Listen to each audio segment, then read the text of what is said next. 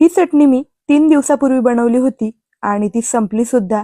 तर आज परत बनवती आहे आणि घरात सगळ्यांना खूप आवडली. आणि या चटणीला बहुगुणकारी चटणी सुद्धा म्हणतात. तर आता बनवायची कशी ती सुद्धा तुमच्याबरोबर शेअर करते. तर कढीपत्ता स्वच्छ धुवून घ्यायचा, त्यानंतर कापडाने आपण पुसून घेऊया. त्यानंतर पॅनमध्ये तेल टाकायचं आणि हा कढीपत्ता आपल्याला क्रिस्पी होईपर्यंत छान भाजून घ्यायचा आहे. त्यानंतर लगेच एका ताटात काढून घेऊया. त्याच पॅनमध्ये परत थोडंसं तेल टाकायचं आणि शेंगदाणे आणि लसूण हलकासा परतून घ्यायचा. त्यानंतर जिरे टाकूया, पांढरे तीळ आणि खोबऱ्याचा किस. आता हे सगळं सुद्धा आपल्याला छान भाजून घ्यायचं आहे आणि भाजून झालं की लगेच ताटात काढून घेऊया. परत मी इथे लाल मिरच्या घेतलेल्या आहे, त्या सुद्धा तेलात आपण छान परतून घेऊया आणि परतून झाल्या की मी लगेच काढून घेतल्या.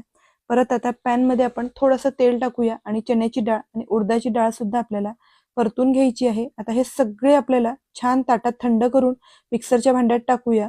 त्यानंतर मी इथे आमचूर पावडर टाकली आणि चवीपुरतं मीठ टाकलेलं आहे.